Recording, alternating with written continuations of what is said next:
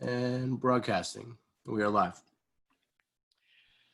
Good evening, everyone, and welcome to this Newburyport Historical Commission meeting, July 9th, 2020. Coincidentally, my birthday.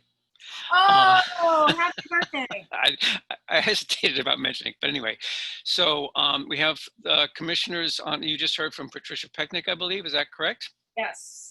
Okay, I'll just do a quick roll call here that we're all here. Mr. Joe Morgan. I think you guys are probably locally muted, so remember to unmute yourselves so we can hear you. While we're waiting for Joe. Peter, I see you're not muted. You're there, right? And I'm here. And it's Joe, thank you. And Peter? Here. And Mr. Ron Ziemba? Yes. Okay, that's Ron. And Mr. Christopher Fay? Yes, here. Okay, also on the call are the note taker Gretchen Joy, Caitlin Sullivan of the Planning Department, and Andy Port, who is also doing us the favor he's done for many of these meetings. He must be getting rather tired of it, but he is sharing the screen and will be displaying the various visuals as we go along.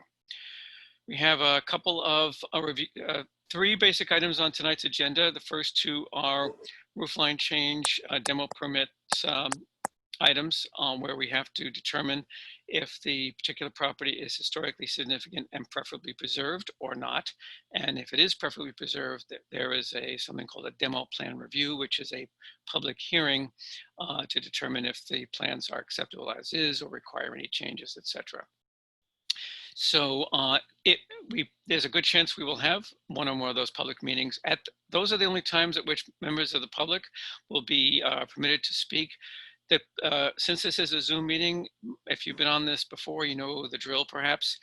There is a function of the conference, the Zoom conference, where you can raise your hand. You will need to do that, and Andy or myself will try to recognize you, unmute you, so you can speak. You will also need to unmute yourself, either on your computer or a telephone or whatever it is you're speaking on, because they both have to be unmuted, I believe, in order for you to be heard. Okay, the first item on tonight's agenda is, and lastly, when you do get on are identified to speak, please identify yourself as is usual in any public meeting. The first item on the agenda is 286 High Street. I believe Scott Brown, the architect, and Matt Langus, I'm not sure what his role is, but anyway, they're here to speak to that. So are they present? Well, good evening. It's Scott Brown, the architect for the project. Can everybody hear me okay? We can hear you well, Scott. Thank you. Excellent. Andy, could we go to sheet A 1.1?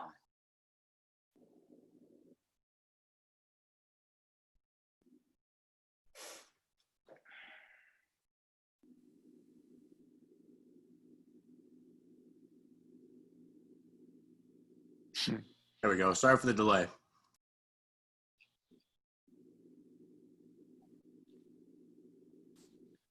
Should be the one where we're seeing, you know, the neighborhood context photos. Yeah, it looks like I'm seeing A 1.0, Andy. Did you want 1.1? Oh, right. Yeah, the next one. Yeah, there we go. Okay, yep. There we go. Great. So again, Scott Brown, the architect for the project. You know, in 2010, I had the good fortune of being the architect for this building before you tonight, as well as the two new residences next door at 288 High Street and 290 High Street. I think at the time, this entire project at all three parcels was controversial in small circles, and I think it might even resulted in some zoning changes.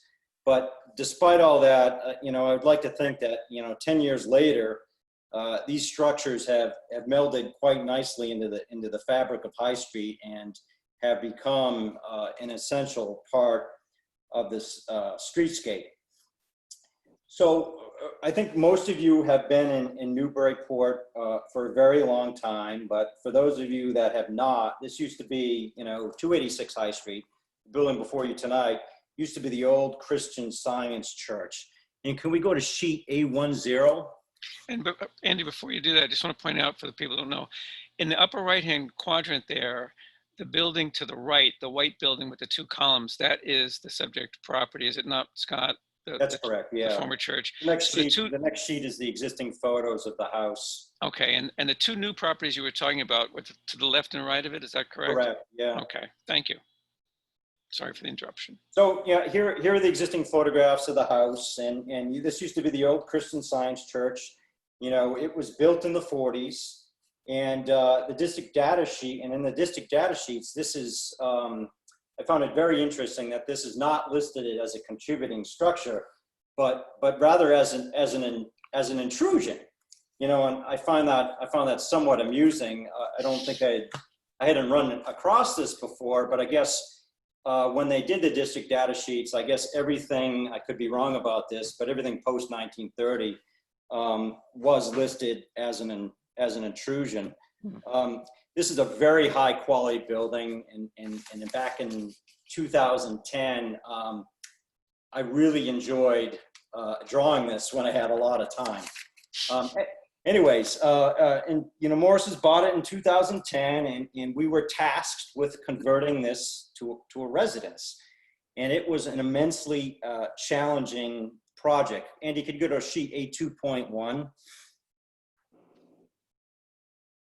So as a church, you know, this entire building was essentially sort of a 2-story space, and this is basically the left side elevation or the north elevation. And you can actually see here that, you know, one of the challenges we were faced with was how do we put a second floor in a building that was designed as a 2-story space.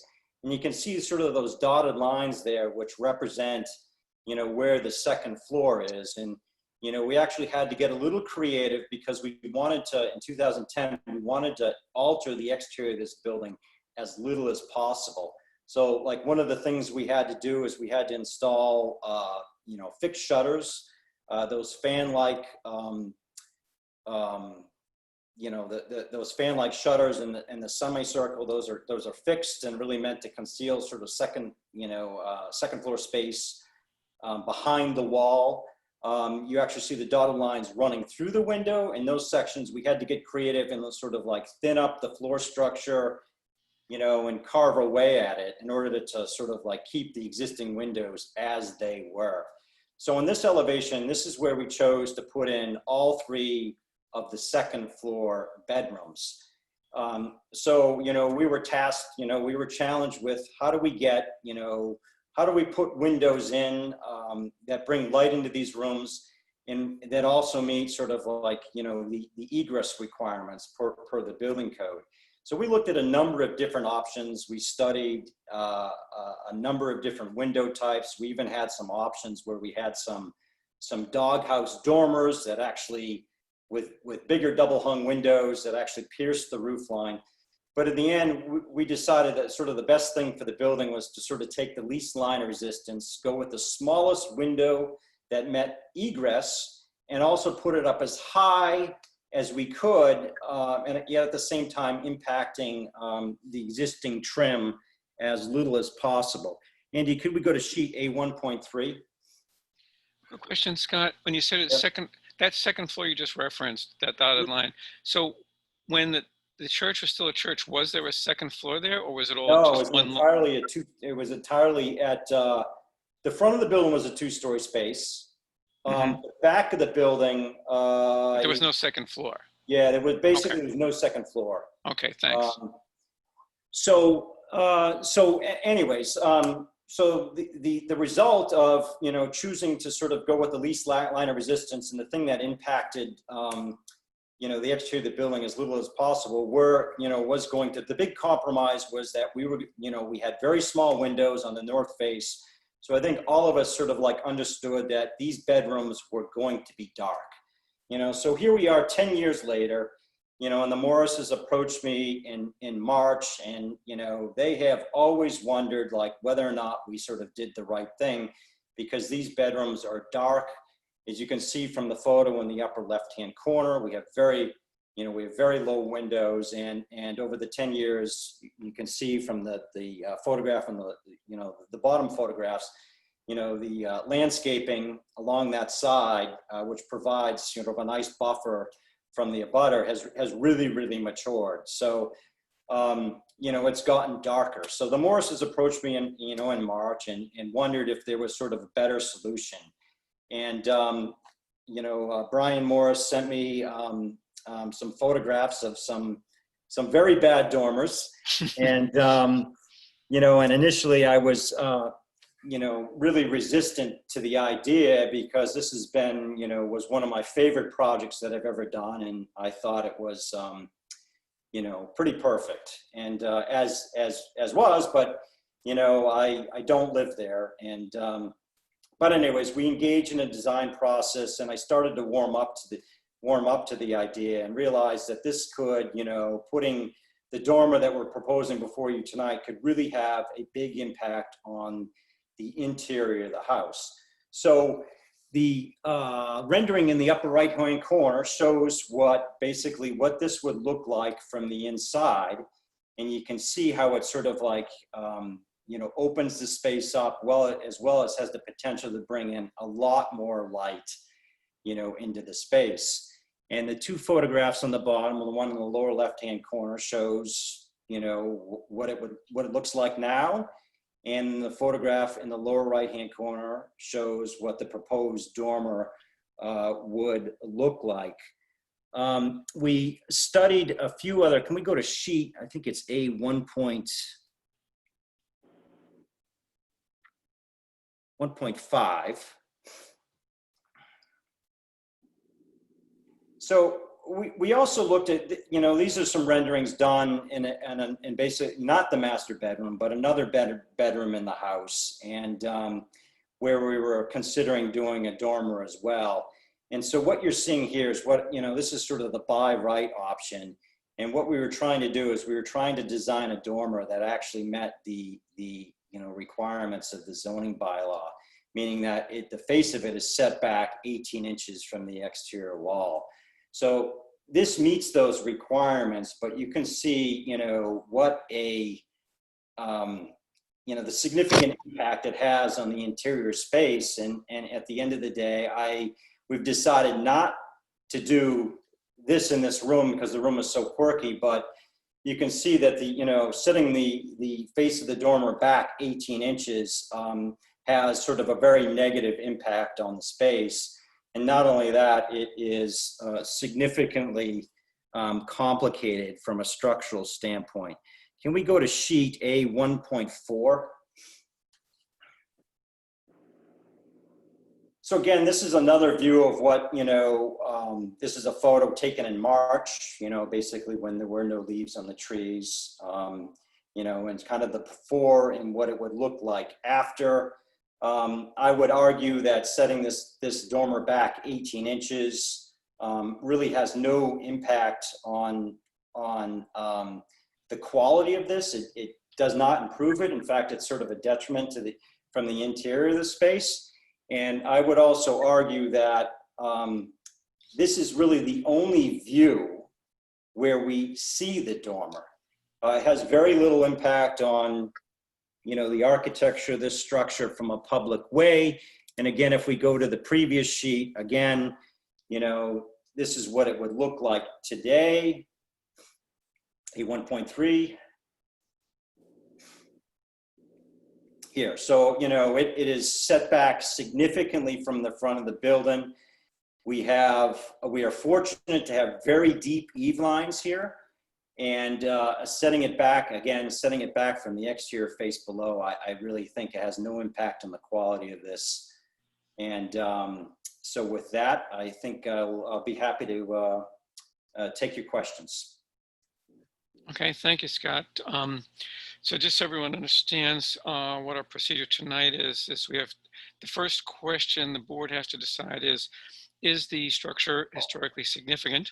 I agree with you that it is kind of almost amusing in a way that it was regarded as intrusive, but in 1980, I can sort of understand their thinking, perhaps. They probably thought of High Street as a lovely venue of federal and Victorian and so forth houses. But I think at least I personally would agree with that. I don't think it's intrusive at this point. So the first thing we have to decide is the building historically significant? And if so, is it preferably preserved or not? So, and once that decision is made, we'll know whether we need to get into a discussion of whether we, think that the plan is good or not. So let me turn to my fellow commissioners, and let's see.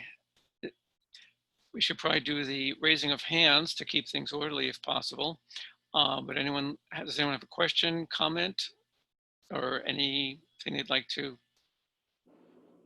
add or say? Oh, come now. I may have to resort to what Bonnie Sontag. Oh, I see a hand. My vice chair, Patricia Pecknick. Would you like to comment, Patricia? Yes, I just want to say this is one of the reasons that we really need to update the district data sheets, because in 1980, this is listed on the macro sheet as 1943. Of course, it didn't seem to be historically significant, but if we were to update the sheet, I'm sure we'd find a lot of situations in which we now would like something to be protected by the Secretary standards and all the protections of being in the DCOD. But if no one else is going to say anything, I'll certainly make a motion that it's historically significant and preferably preserved. Okay. Thank you, Patricia. I think Andy, correct me if I'm wrong, by procedure, we can have a motion and even second it, and that motion can be discussed. That's correct, right? Correct. Yep. Okay. All right. Well, I'll go ahead and second that motion. Any discussion of that? Any of the commissioners either want to comment for or against or anything at all? You're awfully quiet tonight. Joe, yes. Did you have a comment, Joe? Yeah, thank you. I would like to think that it's historically significant, but I don't. If it's 1940 vintage, it's called as a colonial structure. I don't see what the significance is. It's barely reached its age prerequisite to be considered historical. I don't, unless there are specific qualities about the building or specific features of the building that make it historical. I would just like to know a little bit more why we would even think of it as being a historical building. Thank you. Yeah, it's a legitimate question, Joe. I was thinking about that before you even posed that question. In very much the context you did pose it.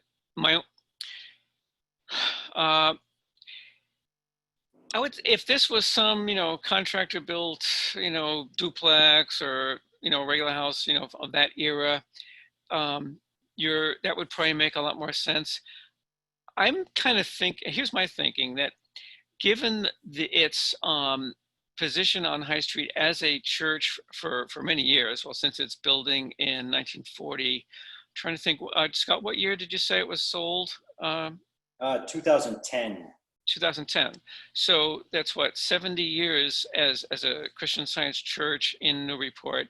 And, in that same spot, it's kind of, I think of it as somewhat one of the various, icons of High Street, actually, at this point. Now, you're quite right that it's, let's see, it's now, 40, so that's 60, it's 80 years old, so technically it qualifies, it's over 75 years old, right? But was it 1940 or what was the exact year it was built? 43, someone said? Yeah, I think so. Yep, 1943. Okay, let me correct that. I had 40 in my notes. All right, well, still qualifies, I think, right? So 43, so it's, so anyway, so Joe, does that make sense to you? I think it's a combination of not just strictly the age, but really in this case, more about the individual history of that particular structure, its function as part of the community, and that sort of thing.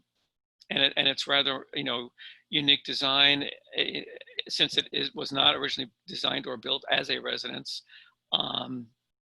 In fact, Scott, I have to, I was rather amazed that the exterior changed so little when it became a residence. So if you're able to somehow make it a residence inside, then you've certainly achieved something there. I just wanted to say, I think that's fine. I think if that's the way we would like to think about the structure in its historical context and its previous function.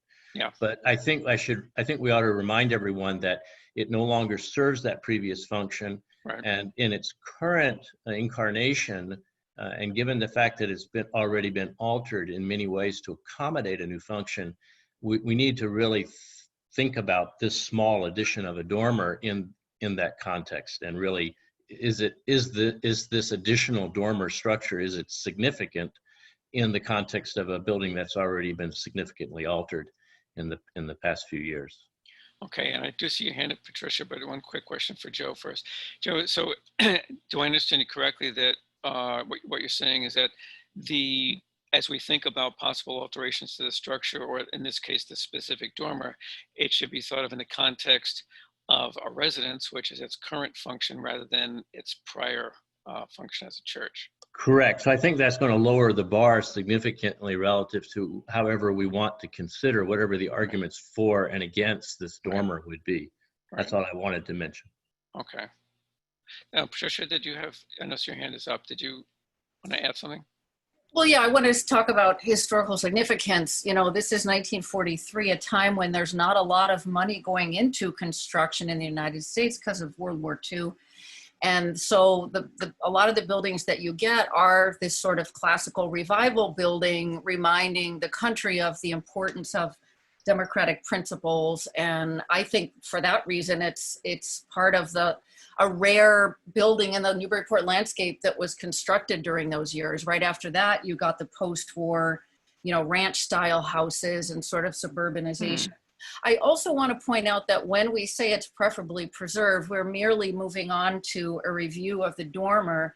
If we think it's not preferably preserved, then we'll be done, and anything that anyone wants to do to the house, they'll be able to do to the house, right? So I think to be able to have a discussion about the dormer, it's important to recognize that it's preferably preserved. Otherwise, we're kind of done.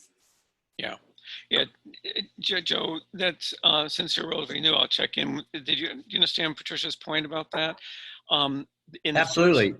Absolutely. No, I know there's a second part to this this introduction. Yes, right. Definitely. Yep. Okay. Yeah. So if we decide it's either not historically significant or not perfectly preserved, either of those, then we're done. We say goodnight to Scott and company, and they go off and do their thing. So there's still a motion on the floor. It's been seconded. Joe, your hand is still up, but I assume you just haven't put it down yet. If there's no other commentary on that, why don't we go around the horn here and take a vote? I'll just take them in the order they're showing up on my list here. Ron, are you a yes or no on that particular motion? The motion, in case anyone's forgotten, is that it is historically significant and preferably preserved. I vote yes on that, Glenn. Okay, thank you, Ron. Then we got Christopher Fay. I vote yes as well. Okay, and Peter? Yes. Okay, let's see, Joe Morgan? I'll vote yes. Okay, Patricia? Yes. Okay, 1, 2, 3, 4. And myself, I will also vote yes. Okay, so that decision has been made. Now, Scott has already pretty much presented the case for doing the dormer the way he's architected it. But as we begin that discussion, I'll give you another chance, Scott, if there was anything you wanted to add at this point to that particular discussion as to, I think you've laid it out pretty well. For those on the board, I know Patricia and I talked about this a little bit with the planning board. There's a recently enacted zoning ordinance that defines dormers that are permitted without any special approval process. And that was the by right option that Scott was describing earlier. You saw resulted, it would have to be pushed back in from the vertical side wall.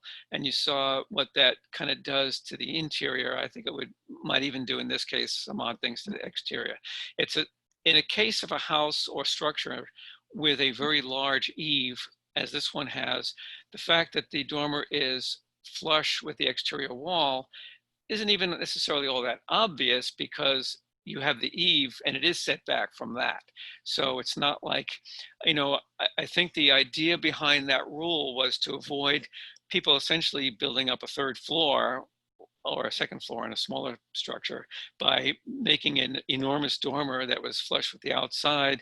It was, the roof line, went right up to the peak of the roof, and you basically, they called it a dormer to try to sneak it in, but it was really basically another floor. I think it's pretty, at least it seems obvious to me, we're not dealing with that situation here. So that's how I'm looking at this, and I think you've explained that pretty well. So anyway, I'm babbling on here. Did you want to add anything else, Ron? Obviously, me, Scott?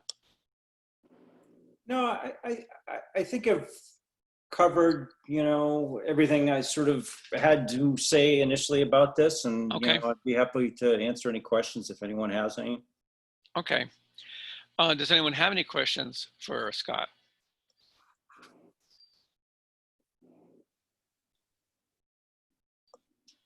Let's see, anybody's hand up? Not seeing any hands.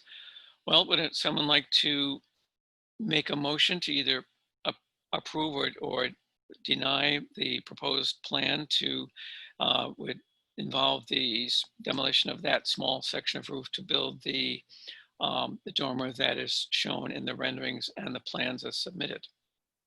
Glenn, is there Yes. any public comment on this? Are there any? Oh. Someone has a hand up. That's why I'm asking. I'm so sorry. Here, you're absolutely right. This is a public hearing and there is a public comment section, and I should have opened that up. So why don't I do that now? I'll officially open the public comment section. So we do have a member of the public who is looking to speak. It looks like it's Stephanie Nikitich. Andy, Stephanie, looks like you are audio enabled, so you can go ahead. Okay, thank you. So you can hear me. Yes, we can. Stephanie Nikitich, 93 High Street. This might become a very heartfelt comment, but I would like to address the questions about the designation of this building as an intrusion in 1984. Okay. In 1984, it was not yet 75 years or more older. And so intrusion is just the language that was used. It was not some designation by the Newburyport Historical Commission or the Massachusetts Historical Commission that this was an undesirable building. So obviously now it is 75 plus years old. That's why it's actually being reviewed for roofline demo. It is an important building. I've lived here for 40 years. And so for most of my time in Newburyport, this was a church. It wasn't a house. It was a church, a beautiful church. So it is an extremely good example and rich example, as a member pointed out, of the colonial revival era, during a time when there wasn't much building going on. So when it was converted to a residence in 2010, most of us who admire this building as iconic were very happy that the exterior, whatever alterations went on, were inside.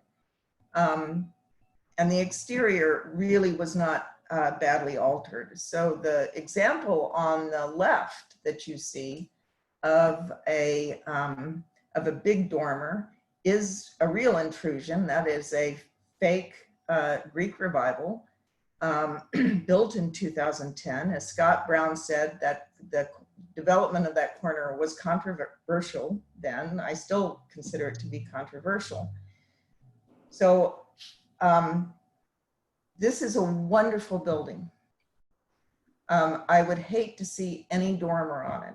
And so I understand that there is an allowance for the owners to put a dormer on it. And I guess I'm begging them, and I'm begging you for whatever you can do to simply not allow this. This is already a huge building with a lot of living space. And I just don't see how altering this important building in Newburyport for a little bit more light in a bedroom is worthwhile. So I plead to the owners, I guess, not to do this at all. Thank you. Thank you. Don't forget to put your hand down, by the way. Thanks. Are there any other, I see a hand in the public. Yes, it looks like you're enabled, Tom Koldejon, but yes, so you can go ahead and speak. Can you hear me? We can. Hello, this is Tom Koldejon, 64 Federal Street in Newburyport. I just wanted to comment on this dormer in this particular building. And this is more a personal comment. I am co-president of the Newburyport Preservation Trust, but on this one, this is more personal. I think this is a wonderful building. When I was much younger, I actually attended this church, and I always thought it had a very substantial positive presence on the streetscape on High Street. It's really dramatic when you consider the columns and the Greek revival aspect of it. It really is a wonderful building, and I agree with the comments that Stephanie made. It is a large building. There's a lot of living space inside it. It really is wonderful, and I just hate to see the roof pitch change with the dormer, no matter how big or small it is. I think it sort of is, I guess you would say, an entryway to future changes, and I'd hate to see that. So that's really it. I just hate to see such a marvelous building changed by a dormer. Thank you. Okay, thank you very much. And your hand is still up, Tom. Okay, now it's down. Anyone else, member of the public, wishes to speak? I'm not seeing any hands. I'll give it a couple more seconds and then we'll close the public comment period. And not seeing any hands, so we'll close the public comment period. Turning back to our panel of commissioners and also the applicant, Mr. Brown, Scott, do you have any comment you want to make in light of some of the? Yeah, I would argue, and I'm very sensitive to this stuff. Meaning, like, I love this building, but I really think that what we're doing here has a very small impact on it. And this view that we're actually seeing now, this is an idealized view of it that you only see for a fraction of a second when you're driving down High Street. And in fact, this is a photo that's taken from across High Street.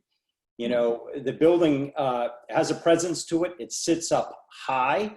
So actually, when you're walking on the sidewalk, you're not going to see this at all. And even our photos in our previous, the renderings in our previous page, what's it, A1.1 there? These are photos that are actually taken from, let's see here.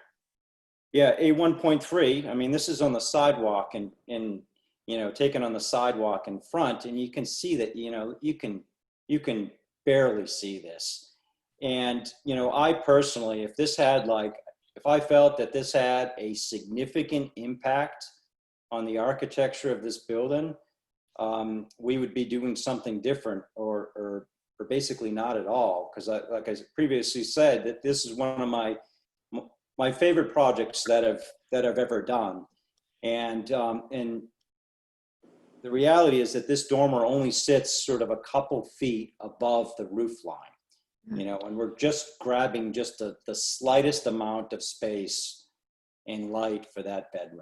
Right. Scott, do any of your renderings show looking directly from the front of the building, you know, looking at it, that show? Yeah, you know, we have a lot of materials here, but like A sheet, you know, A 2.2 shows this, and you know, it's basically a two-dimensional drawing of the front elevation of this building. Well, hang on a second. Right now we're looking at A1. A1.0. Those are Right here. But those, Yeah. I think, were actual photographs.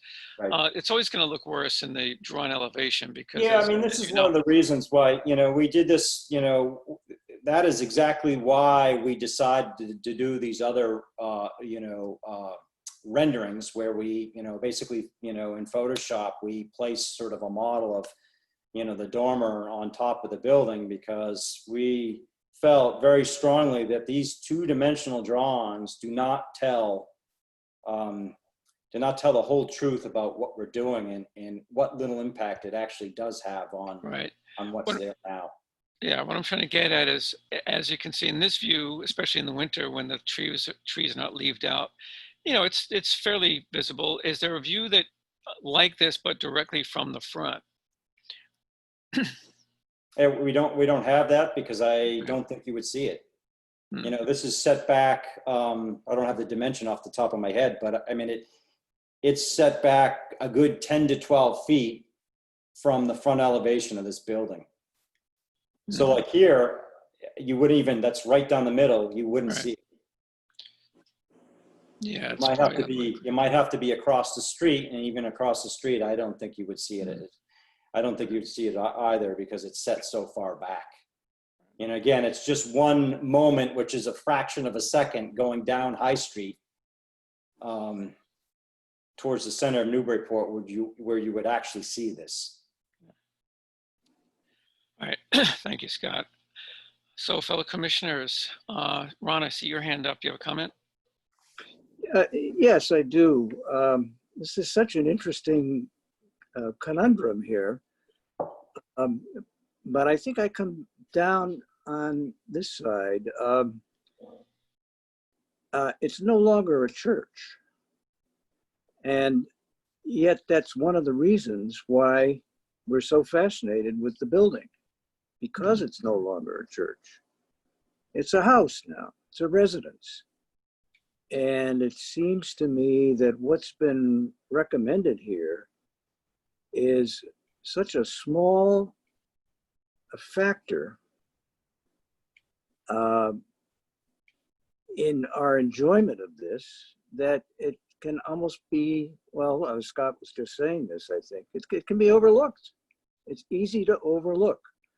And you're left with the idea that it used to be a church and now it's a residence. And that's sort of unique and dare I say historical, in its own sense. Yeah. So I don't, although I am a little bit chastened, I guess, by Mr. Coulter-John's reference to, is this the camel's nose under the tent? And what other, quote, improvements might be made to a place like this if we allow this one? And I don't know, I'm willing to take the chance on this one. It seems to be a very minor effect especially from the street. And it seems like it would significantly improve the inside of this house. Right. I recognize that's not part of our purview here, but that's where I'm coming out. All right. Yeah, thank you, Ron. I can give you a partial answer to the question you posed about the camel's nose effect. If we've already decided it is historically significant and preferably preserved. So in future, if let's say they want to do the same thing on the opposite side, we would be back here having this essentially same discussion, whether it's the same owner or a different owner. Okay, so it's not really a risk. I don't think so. Andy, if you've been paying attention, I hope what I said was correct, that if, in future, just because one permit's been granted for something like this, if they want to do another similar roof line change, they would have to come back with a new application for that, et cetera, right? Correct. Yeah, that's what I thought. Okay, very good. Patricia, I see your hand up. Did you want to add something? Yes, I understand. It makes sense that the applicant wants to do something that has a big sort of positive impact on the interior. Of course, I'm always worried about the impact on the exterior. That's the only thing that we really can think about here. I do appreciate the fact that the Morrises, ever since they bought the old Christian Science building, left the exterior intact. And I know they care about preservation. It's sort of a blessing and a burden to have a house this cool on High Street. But what you do with the roof really matters. And whether it's a house or a church, it's a dormer on a publicly visible elevation on a beautiful house on High Street. So all I can do is, implore them to not install a dormer. I mean, High Street has been largely spared of dormers on this publicly viewable elevations. And when you consider the scale of the house, I think dormers can really ruin the balance. Very little light and air is let in by dormers that serve one bedroom. I know a problematic solution, but for some people less problematic, is skylights. I'm not suggesting that either. I was really happy when I moved into my house that there were skylights on the rear elevation. I thought it'd be great waking up in the morning and seeing the sky, and it's not. I haven't slept past 5 o'clock in the morning in 15 years. I would be really thrilled if the applicant, continued to adapt to the house that way instead of adapting the roof for the sake of adding a little bit of light and air. That's my view. I'm sure that I'd like to hear from other people on the commission. Okay, thanks, Patricia. And Ron and Patricia, your hands are still up. I don't know if you still want to say anything. Anyone else on the commission like to weigh in on this? Christopher Fay, yes? Yeah, I'm kind of torn. So I'm having a tough time making a decision because I see the dormer and I immediately don't want it. And I sort of feel the same way that Stephanie does.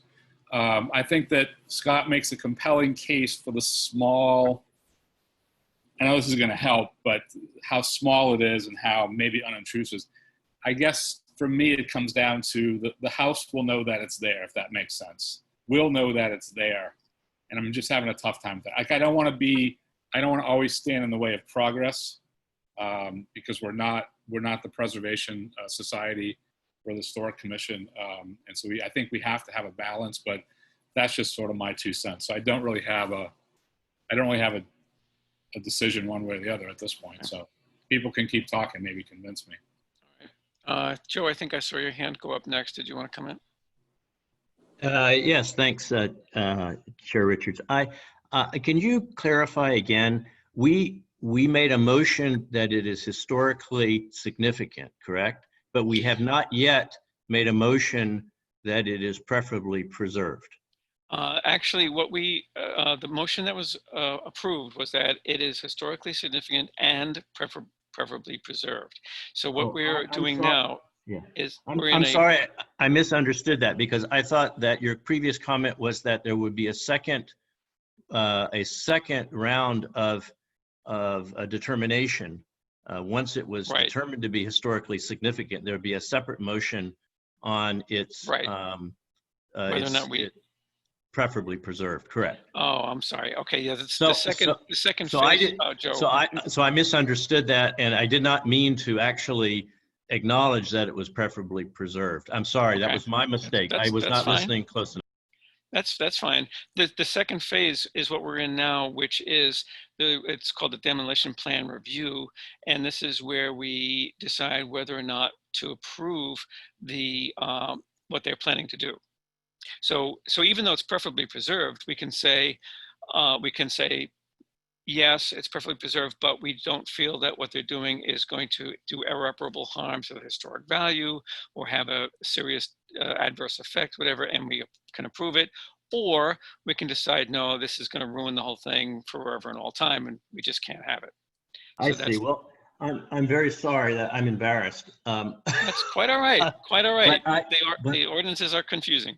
But while I'm here, then let me just say that I see no problem whatsoever with the addition of the dormer on that roof. I mean, the historical character of the building has already been altered.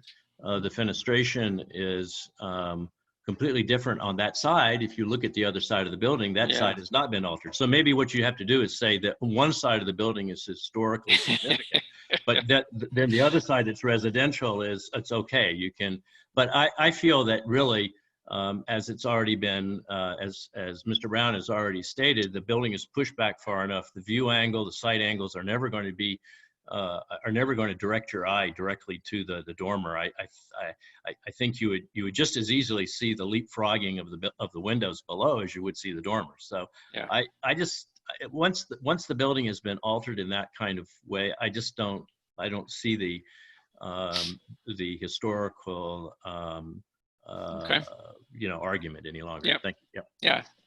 I think I get you loud and clear, Joe. Thanks. And that makes it. It's consistent with what you said earlier about the fact that it's really now a residential structure rather than a church, and so on. So there is that change as well. And yes, I did note the change in fenestration on that side, which I would argue is actually quite maybe more obvious than the dormer. And now, Peter, you've had your hand up as well. Did you want to comment? Yeah, I wanted to I echo some of what Commissioner Fay was saying.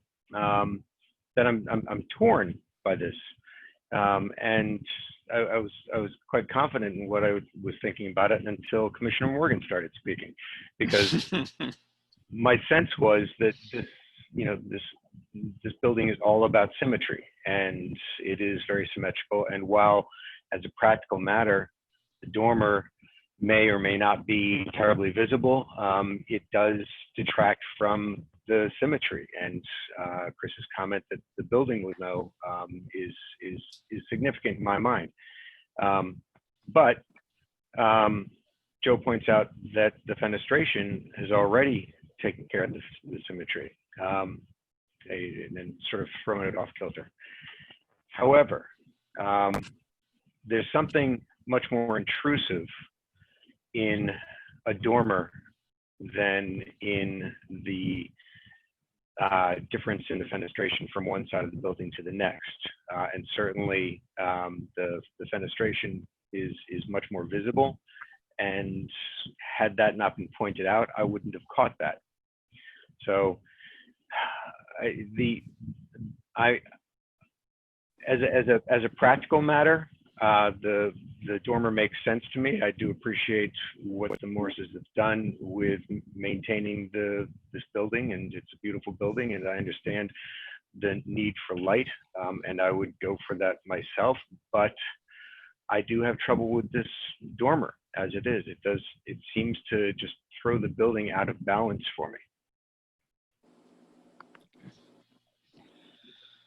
Okay. Ron, did your hand go back up, or is it just up from before? Yeah, I think just to maybe reiterate or expand a little bit on my previous comments, if this were still a church, Mm-hmm. I would agree that the addition of that dormer would be ridiculous. Yeah. It's not a church anymore. It's a residence, and must be seen as a residence. And as I say, one of the reasons we're so fascinated with it is that we know it used to be a church, And I had never been inside this house, but I'd love to see it inside. So I think, you know, this kind of is a hybrid a little bit now. Mhm. Yes, church, Yeah. and it reminds longtime residents of the church that used to be there, but it's no longer a Yeah. church.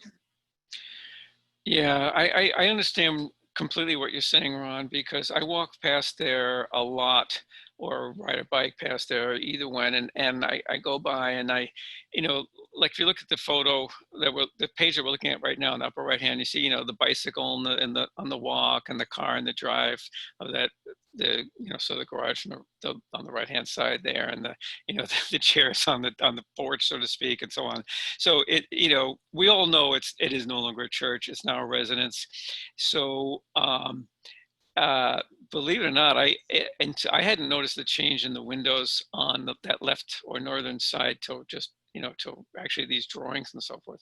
But at any rate, the way it reads to me is a former church very tastefully redone into a residence.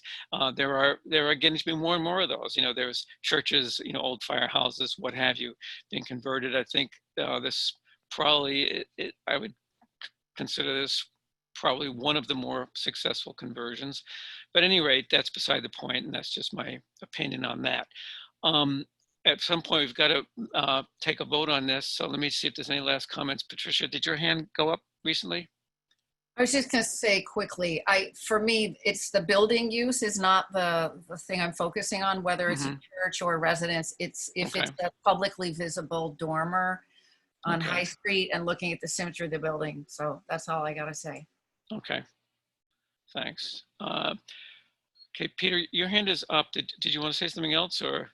Well, I want to second what Patricia just said, which was what my hand was raised to say. I don't think that it's that we're here to discuss the use of the building or the application of the building. We're here to discuss the architecture of the building and its setting. So whether it's a residence or a church is immaterial to me.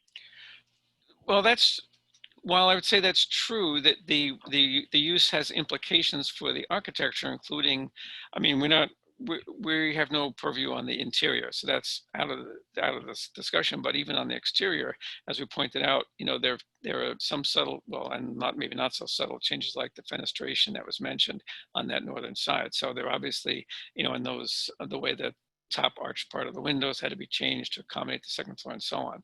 So the change in use did necessitate or require certain changes in the overall architecture, including exterior features. So in that sense, it's significant.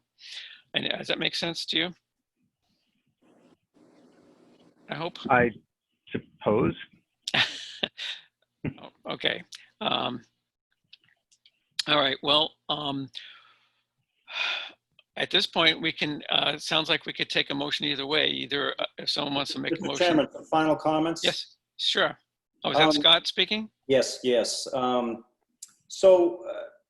know, the lack of symmetry or the imbalance that this proposed dormer creates only exists in my two-dimensional drawings.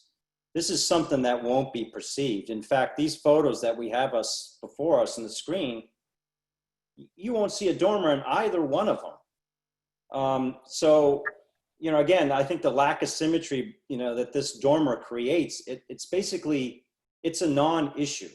I mean, there was a time early in my career where, you know, symmetry, you know, meant everything.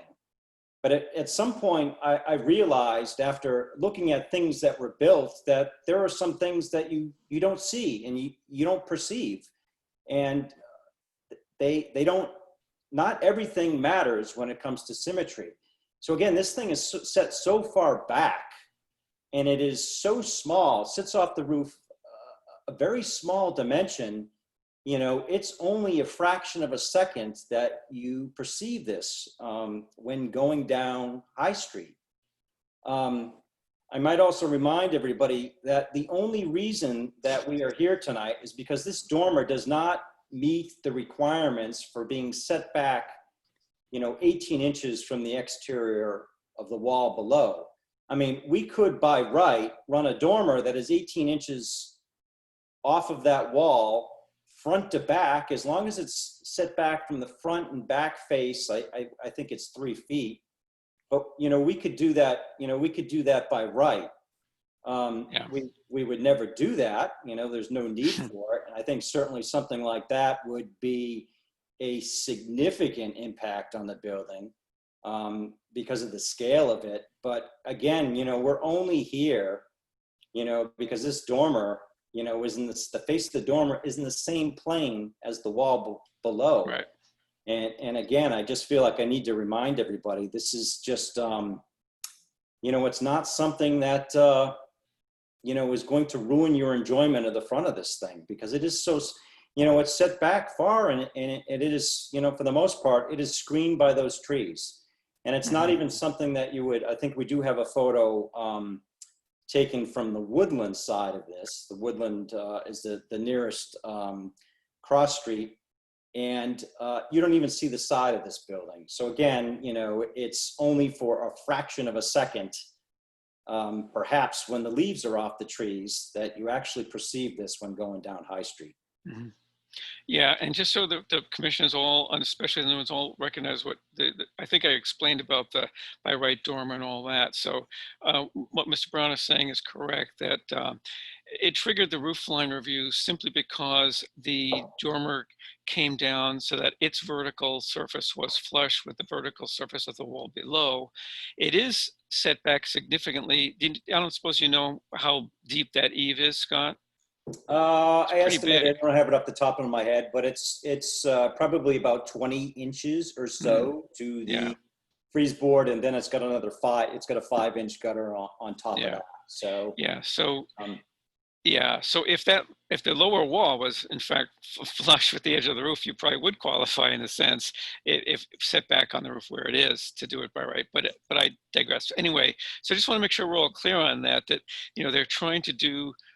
At least my perception is that the owner and the architect here are trying to make this, accomplish this improvement in the livability in a way that is going to have the least objectionable impact on the outward appearance. Certainly a less unfavorable impact than it would be if they did a by right dormer, even if it wasn't, you know, the full size they'd be allowed to do.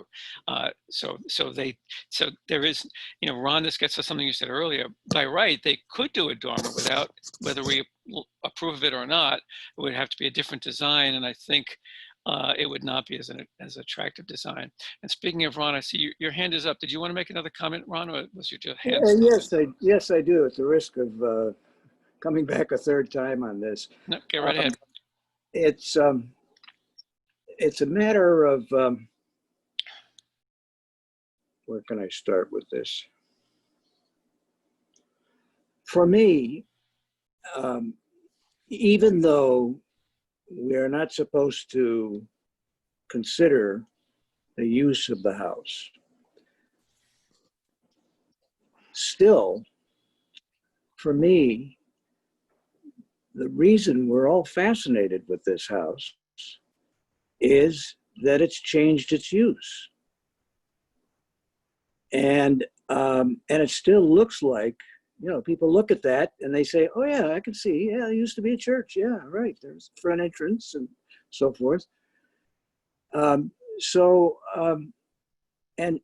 to make this very small change in the roof line that's, to me, not even really visible from the front of the house, is no matter at all. Mm-hmm. I think the fascination of this house is it's a great example of the architecture, but it's a great example of the architecture with or without that dormer, I submit. Would you like to make a motion that? I'll make a motion, sure. I'll make a motion that we allow this roof line change in this residence. Okay. Is there a second? This is Joe Morgan. I second that. Okay. Okay, let's see where we stand on this with voting. So Ron, you're at the top of my list here. I assume you're obviously a yes. I guess I shouldn't Yes. assume anything. Yes. Okay. Patricia? I have to say no. Okay. Christopher Fay? Can you come back to me? Okay. All right, Joe Morgan? Yes. Okay. Peter? I'm going to say yes. Okay. Let's see. I think that leaves me. I'm going to vote yes on this. So that circles back to Mr. Fay. I will ceremonially vote no. Okay.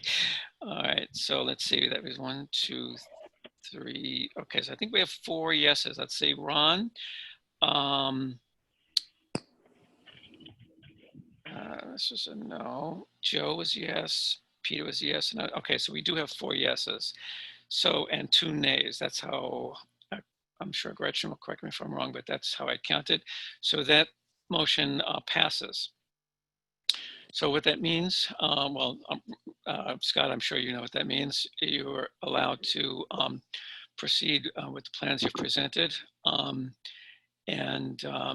hope that your prediction is correct, that as people pass by, they will hardly notice it.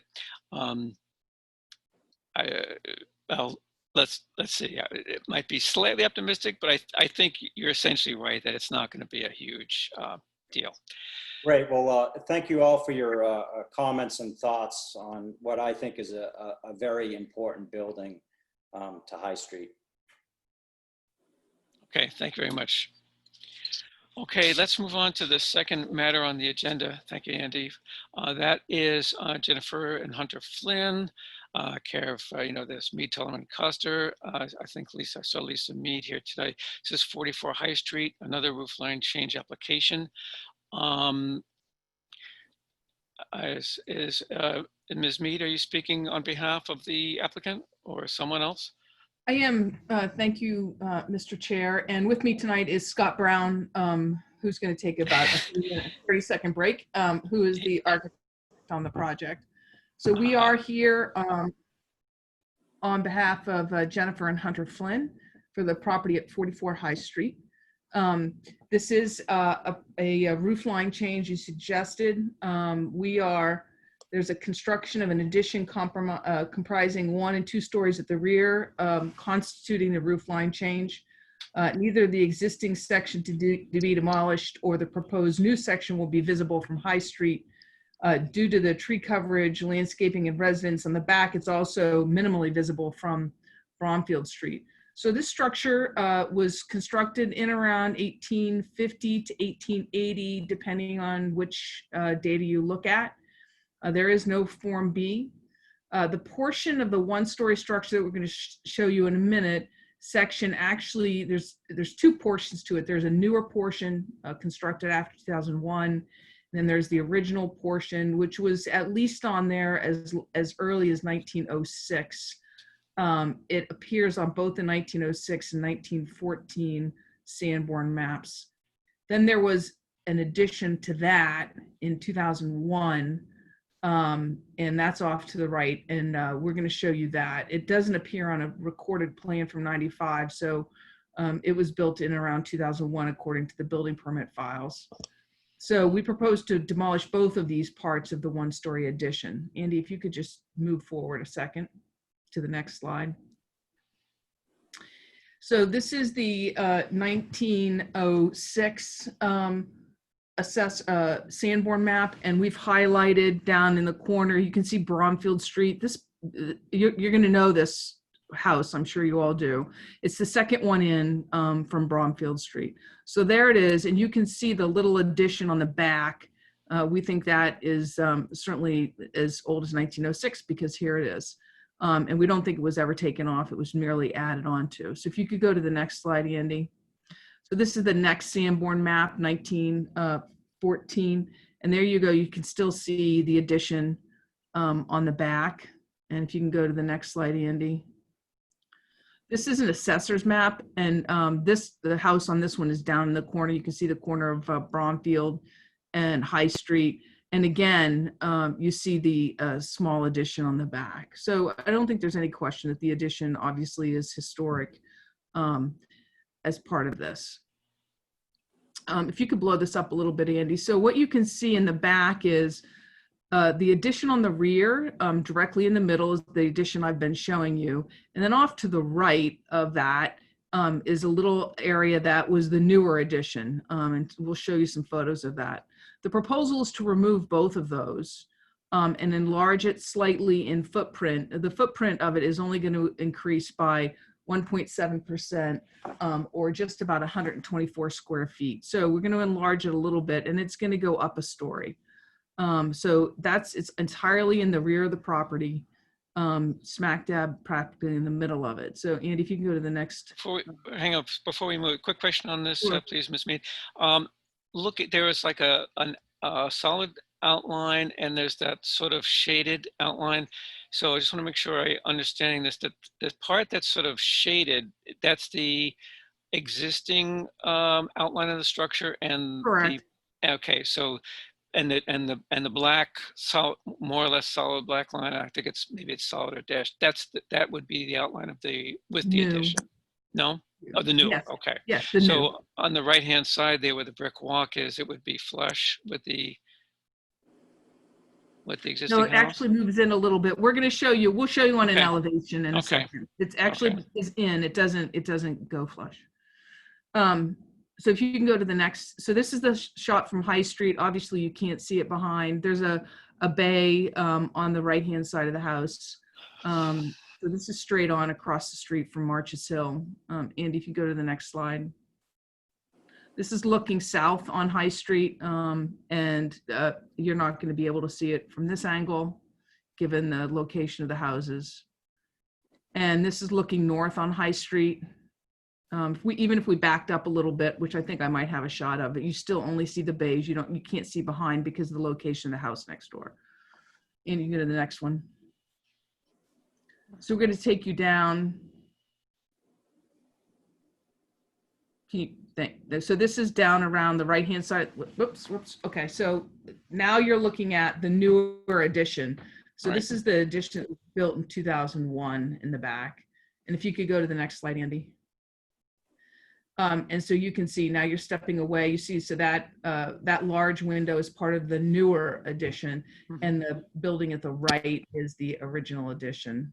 And go to the next one, Andy.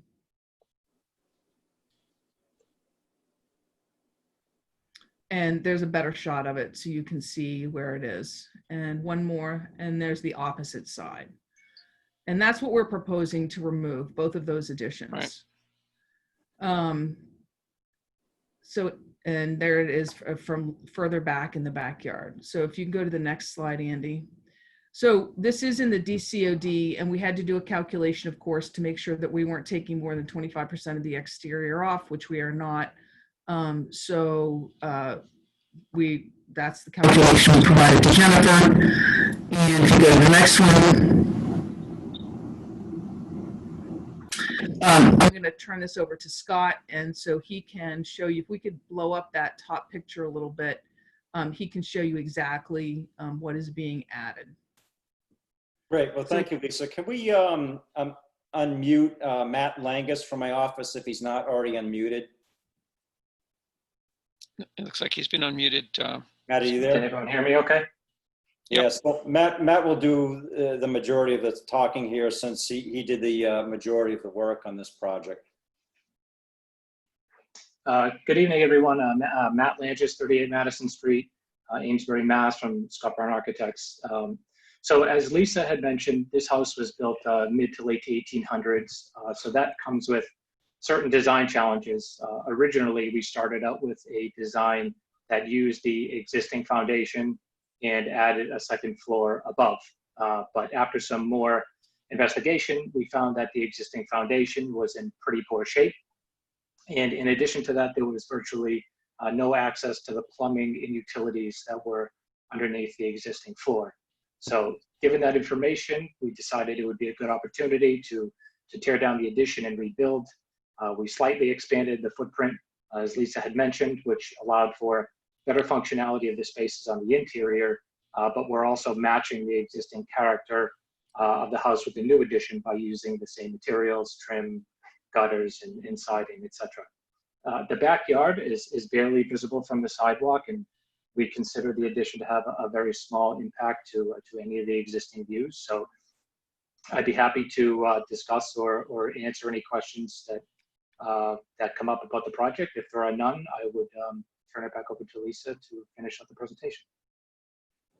So I want to correct myself, Mr. Chair. As you can see, the revised addition on the one-story level of it does come out to that corner board in the back, but not beyond the. I should have been clear about that. Yep.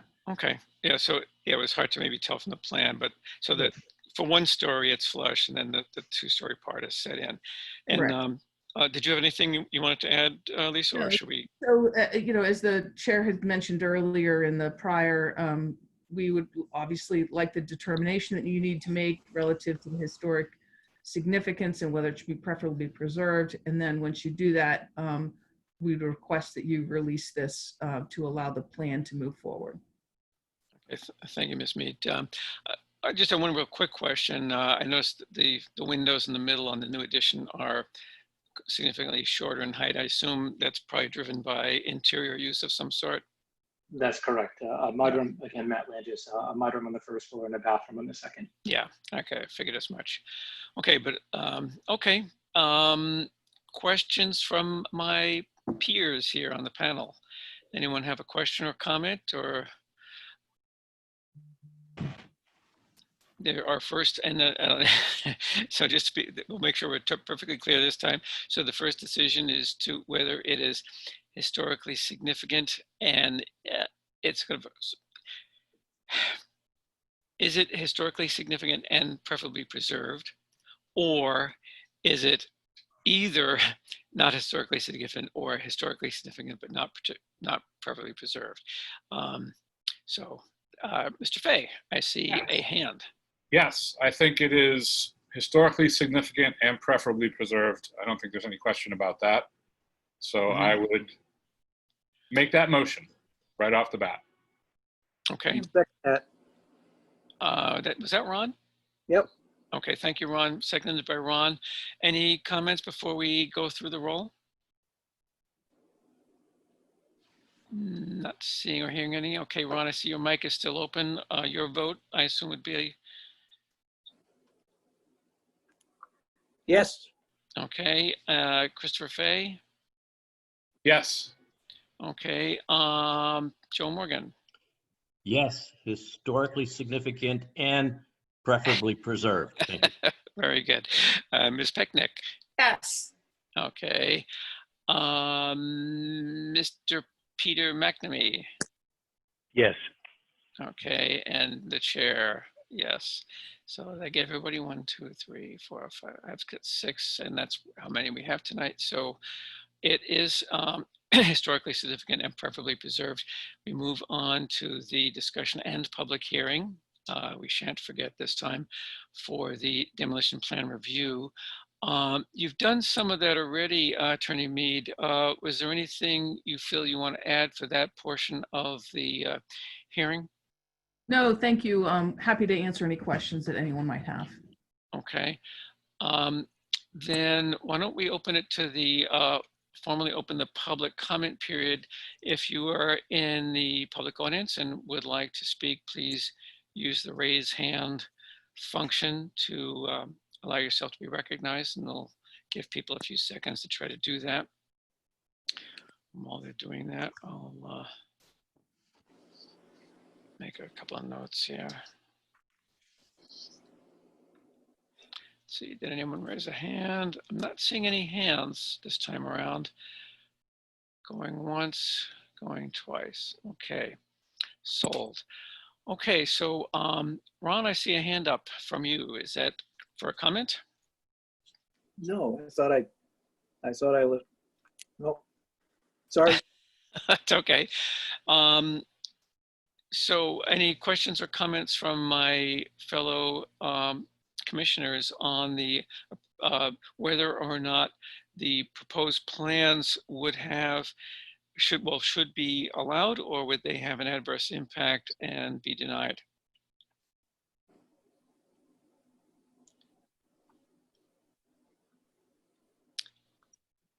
I'll have to get a recording of crickets to play during those silences. Nobody has an opinion on that? If not, I can take a motion. And then you'll have to have an opinion. Would anyone like to make a motion either way? This is Joe Morgan. I so move that the plans be approved as presented. Okay, motion to approve the plan. Okay, 1 second, just making note here, Joe, thank you. Is there a second? Second. Okay, that sounded like Mr. Ziemba. Right, is that you, Ron, Yep. seconding? Okay. Yeah. Okay, let's go around the horn once again. Since you're right on top there, Ron, your vote? Yes. Okay, Joe? Yes. Okay, Mr. McNamee? Yes. Okay, Mr. Fay? I will vote yes. Okay, Ms. Picnic? Yes. Okay, and chair votes yes. Well, that was a little bit more expeditious than the last item. So Attorney Mead will report back to the planning office that on those motions and decisions so that it'll be released for demolition permit and so on per the plans you've submitted. Thank you very much. We appreciate your time. You're quite welcome. Okay, let me take a little sip of the ice has completely melted in my iced coffee, I'm afraid. Okay, let's see if we can wrap this up. We have one more item on the agenda. It's an important one. And I'm going to do a little bit of a review of this, particularly for the benefit of the newer members. A couple of you have been around since the beginning of this. So the item of the discussion is the preservation restriction for the 14 Titcomb Street, which happens to be the Central Congregational Church. And I believe, let's see if I look at the attendee list, I believe they are here. Let's see, James Robinson is here and Stuart Johnson is here. So I know they're with the church. I don't see Amantha, but she may be on the telephone. Okay, so let me get, what I would like to do is just give a brief chronology for those who haven't been here for the whole time. And so you understand a little bit what the background of this whole thing is, because this goes back to the January of 2017. I will try to be brief because it is getting late. I was not there. This is before I was even on the commission, but on 11 January 2017, Amantha Moore, I believe she is the moderator of the church, explained, was at the commission, in respect with Community Preservation Act funds. They were doing restoration of the steeple and so on. And I believe at that point, they were looking at for the sort of an endorsement of that project. And there was a motion to do so, which was approved. This goes way back to that. So this is one of those cases where, and you may be familiar with other cases similar, where the Community Preservation Act or the Community Preservation Committee is willing to disperse funds for something that's not owned, or a structure or resource that's not owned by the city, but so therefore it's not, quote, public, but is willing to provide a public benefit, which in this case is a preservation restriction, so that that asset, in this case the church building, is preserved for posterity as a cultural asset of the city. The Cushing House Museum is another similar example, and the Customs House is an example. They're all kind of have a situation similar to this. Okay, let's move up to January of 2019. I was very new to the board, I believe, at that point. But at any rate, Mr. James Robinson, or we'll call him Jim, I think he goes by Jim Robinson, appeared, and there was a discussion of replacing windows on the first and second floor of the newer addition to the church. I should explain that there's the older part of the church. I don't have the date off the top of my head, but it's mid 19th century. Then the newer part is about 1910, give or take. Kind of built on the back with classrooms and offices and that sort of thing. You know, kitchen, all that stuff that goes on. And they were looking to replace these windows. There was some discussion of the fact that there was a preservation restriction that was, at that point, had not been approved or finalized, but was in the works. So it was brought up the fact that, well, with a preservation restriction, you wouldn't be replacing windows, you'd be preserving them. And there was, in fact, there was a motion, which in fact I seconded, was by Ned McGrath at the time, to have them, let's see, a motion to have them collaborate with the Preservation Trust, to have them explore alternatives to allow them to be restored. However, that motion did not pass. There was another motion that they would work with the trust to determine if the existing windows could be restored in a reasonable way. I believe the word used was, it says if the restoration does not prove to be feasible, they could consider replacing them, and that motion was approved. And I believe it was at that meeting I asked about the preservation restriction implications of that, and it was explained that that portion of the building was not included in the preservation restriction and only applied to the front of the building, which at that time in history, 2019, was correct. The original PR, for short, please let me call it that because it's too many syllables, was written to cover just the front, you know, sanctuary part of the building, older part. A week or two later, in January 16, they appeared to the planning board. The planning board did not like the idea of replacing the windows, and they passed a motion to require restoration of all the windows, which again would have been consistent with the usual type of preservation restriction. Move ahead to January 23rd, 2019, and Ms. Moore was before this commission again, and the minutes say, you know, the map, apparently it had been sent to Mass Historical Commission, but they had not approved it yet. But would we, the Newburyport Historical Commission, approve the preservation restriction?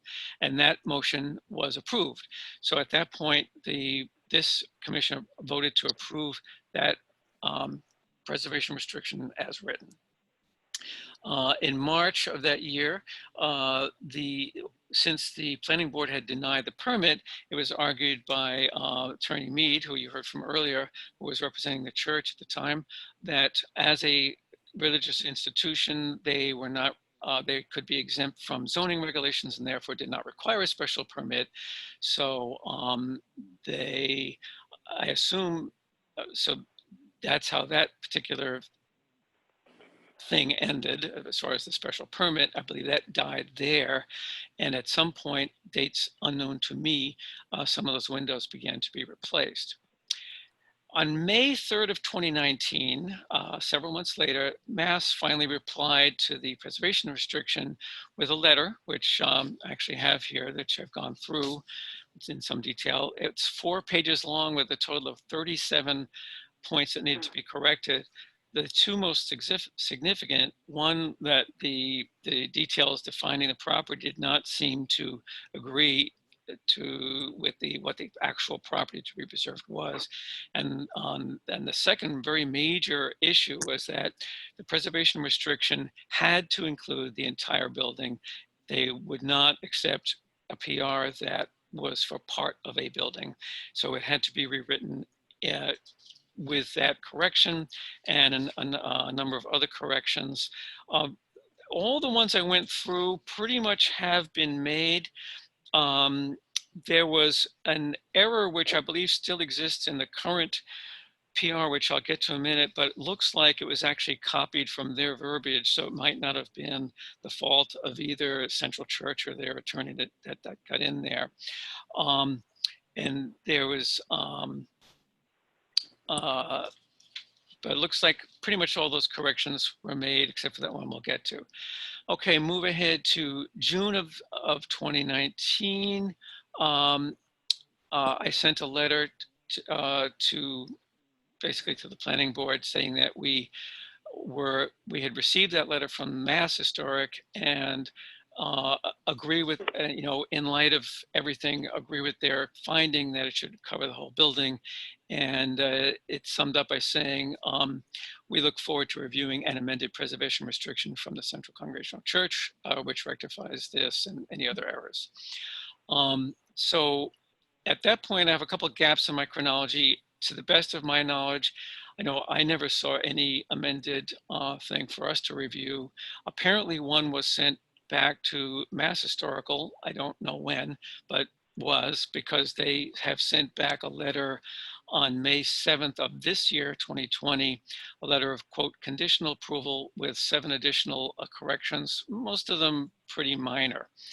So that's the chronology of the history of this thing. Andy, I think you have the current preservation restriction, right? And remember, we highlighted that section that I found that where we had those 2 things of concern. One was found Yes. by a member of the public. Okay, but I just be ready with that. Now that I've given some of the background, I would like to give the representatives from the church a chance to speak. Who would like to speak on behalf of the church to kind of, present on this? It sounds like Amantha, is that you? Are you? Yes, I'm on the phone. I wasn't able to get into the picture story. So okay, well, yeah, then we're not I'm turning available video on the anyway. phone. We can hear you loud and clear, so go ahead. Excellent, thank you. So good evening. Central Church would like to inform you that we plan to revert to the standard wording for our historic preservation restriction agreement. We will resubmit the agreement to the Mass Historical Commission for approval and get it back to Newburyport Historical Commission as soon as possible, as soon as they're able to process it. And we respectfully request a continuance. Okay. Okay, are you referring to that, was it 6B or something like that? The reserved rights section? Is that when you say go back to the standard verbiage? Yes, there were Okay. There was an addition, I think it was on page 6 of the Yes. document. That's right. Yes, and it was item number 6 that is on page 6. Okay. Okay, so you plan to remove that sentence? We do. Okay. You may not know about this, Andy, I think it was up under number 4. There was a minor error, and I don't think it's your fault, Samantha. There was, I think in the verbiage that you were sent from us had this error in it. If you see it on the screen, well, you're not in the meeting, but I know I see Jim and Stu Johnson are there. It's on page 5, number 4, down the bottom, prohibited activities. It says, section D as in dog of that, no additions and or outbuildings may be attached to the building or erected on the property without prior approval of the grantor, with the except. Now that must be a mistake because you are the grantor. I believe it's supposed to be grantee, which would be the commission. You see what I'm saying? And yeah, so just make a note of that. Again, I'm sure it was just a minor oversight. Bottom of page 5, 4D. Now, Jim Robinson, I see you're in attendance, and Mr. Johnson, if you want to say anything, you're able to. That's up to you. You don't have to, but if you would like to, you may.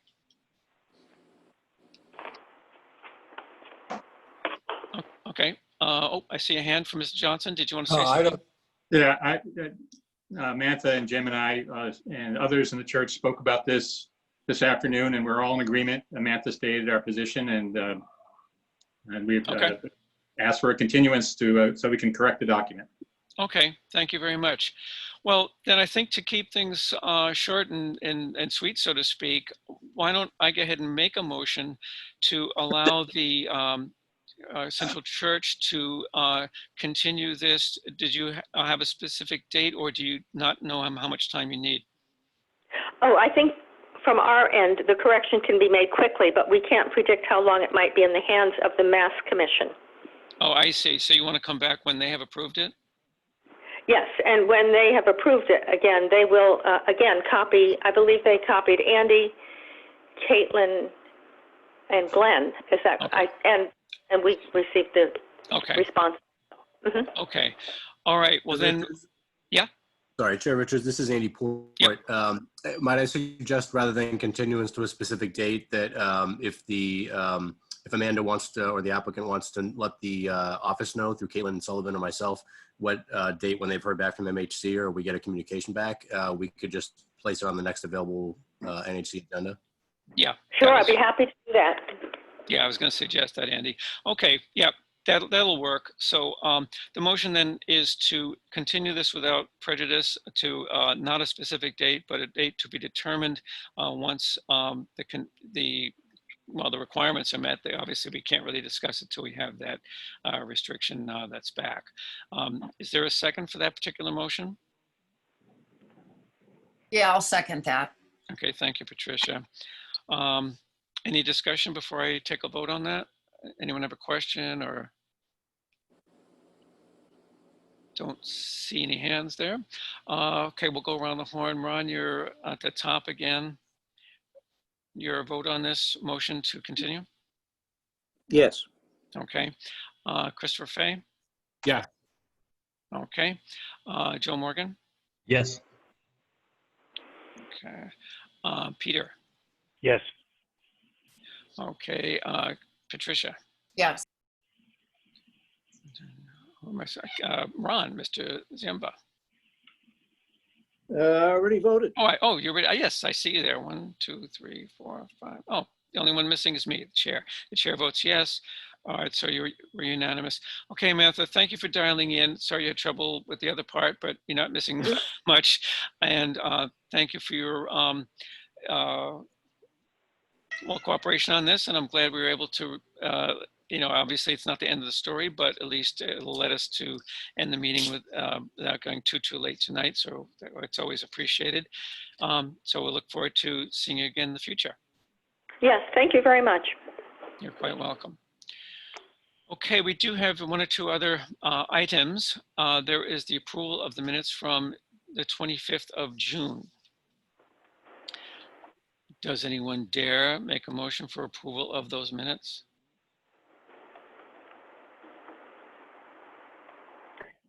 I move to approve the minutes. Thank you, Mr. Fay. Is there a second? I'll second. Okay, that what sounded like Mr. Morgan, is that right? Or No, it's McNamee. oh, McNamee. Thank you, Peter. Okay, so I've seen this done in Zoom meetings where everyone's mic is on and they all say either yes or no, but maybe we'll continue for now. It's a small group. We'll continue the roll call. So it's okay. So Ron? Yes. Okay, Chris? Yes. Okay, Joe? Yes. Okay, Peter? Yes. Patricia? Yes. And chair is yes. Okay, so those are approved. Does anyone have any other business that's not on the agenda that, well, that we probably wouldn't be able to talk about anyway, perhaps, other than adjournment? That would be the next item. Glenn, I just have a question. Yes. And it comes about because we have this sort of argument made that, let's say there's an addition on the back of a house or a dormer that's not visible from the street. Right. And I'm just curious about whether or not, to me, it strikes me as, well, 1, subjective, and 2, is that something that we are supposed to take into account? Because I think about in terms of, if we determine a house is historically significant, but everything's going to go into the backyard, does that open up carte blanche for people to do whatever they want in the back of their house?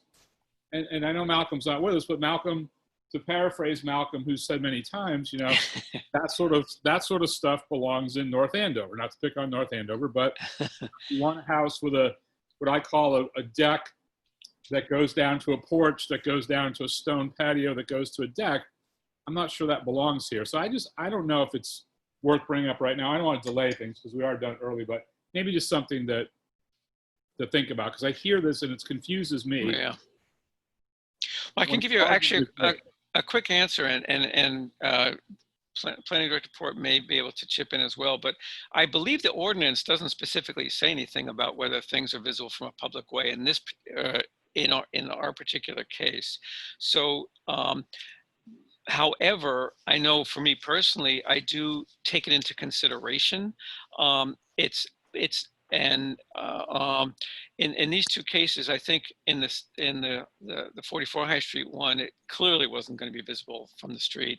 The other one, that was a little bit more arguable, but it's one of the things that is considered, but it's not.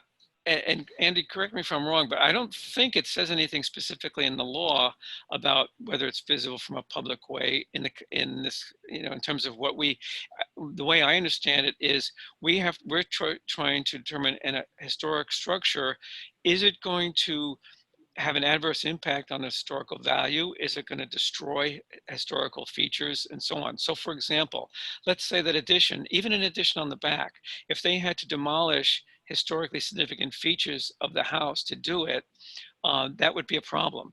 In this case, that's why I believe Attorney Mead made a point of pointing out that what they were demolishing was much newer construction that wasn't really part of the whole historic fabric of the main building. See what I'm saying? So they weren't, so that addressed that issue of are they destroying historic fabric? Yeah, sorry, I agree with you, Chair Richards, that you're not limited by whether it's visible from a public way. Yeah. Does that help answer your question, Chris? Yeah, when I said earlier, like the house will know, I always sort of Right. think about that, we've talked about and looked at houses that might be 150, 200 years old, that for that enormous amount of time, the house was fine the way that it was. And when we've arrived here in the 21st century, and some of you have heard me say this before, but all of a sudden people have this need for 5 additional rooms. And I think for me, it's always something so it confuses me because I look at this as the house is historically significant, not whether or not the addition will have a negative impact on the neighbors or people that happen to be walking by. Because again, it's subjective. If I happen to look up and see something on High Street, then I might scratch my head. And we all can walk around the city again and see things as I did today again and scratch our heads and go, how did that possibly happen? Yeah. Even though it's in the back of the house, I saw something today. You have to come at it at a certain angle, but it definitely detracts from the house. It's a roof deck. And I don't know if it's something that maybe, I know we're sort of evolving here, I think, a little bit, that we continue to maybe think about, because I know that it's come up in terms of it has an adverse effect on what people can see, but the converse isn't necessarily true. Yeah. Just because you can't see it doesn't mean it doesn't have an adverse impact on the house. And I'll leave it at that for now. Okay. Yeah. Well, it's a good point, Chris. And I should mention this. It's not an item for discussion or anything, but just a FYI. Andy has agreed to talk to us about kind of go through a preservation restriction, what they consist of, so we all have a better understanding of what a preservation restriction is and how it's done. I know, Joe, this is going to be important for you in particular if you're going to be working with the folks at the library and so forth. And thank you very much for volunteering to do that. So Andy, I think we've kind of tentatively said we'll try to do that at our next meeting. Is that right? Yeah, sorry, I just had to unmute. Yes, that's what we've agreed. Unless there's, for any reason, anything else gets added to the agenda, I assume we'll discuss it at the end of the meeting and go over that in greater detail. Yeah. All right. So I'll, so try to attend that. That should be a helpful discussion on helping us all understand preservation restrictions. Can I say something? Before you make a motion to adjourn, can I just say I really appreciate what Christopher Fay said and agree with him. And the phrase viewable from a public way is all throughout the Secretary's standards.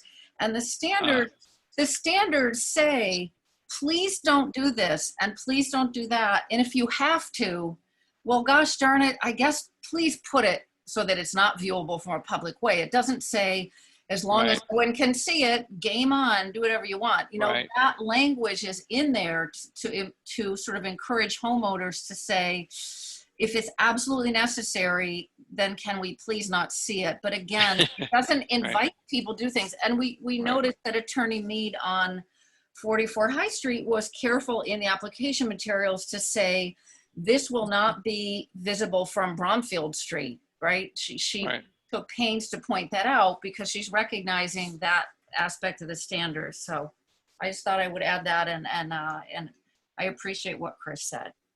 Yeah. Yep. Yeah. It's I'm very happy that, you know, so many of you, you know, that you all are taking our task here seriously. You know, I know we've all, speaking for myself, and I know certainly you, Patricia, and I know others are really looking into not just our local ordinances here, but the Secretary's standards, and really, you know, really giving this some serious thought. And I think it's all to the good, especially for, you know, we're just volunteers here. So, you know, it's work to be commended. So thank you all for your time and efforts. So speaking of time, yeah. Can I finish on one note, just to pick up on that, and I'll just read one sentence.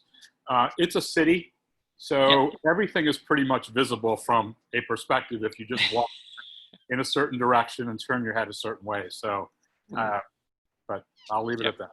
Okay, thank you, Chris. Now, I don't suppose anyone would dare to make a motion to adjourn. I will make that motion. Chris will make that motion. Okay, thank you, Chris, and Chair seconds it. Chris, your vote on that? Yes. Okay, Ron Ziemba? Yes. Okay, Joe Morgan? Yes, thank you. Patricia Pecknick? Yes. Patrick McNee? Yes. And the chair is yes. So we can officially adjourn the meeting. Thank you, Andy Port, for running the show for us.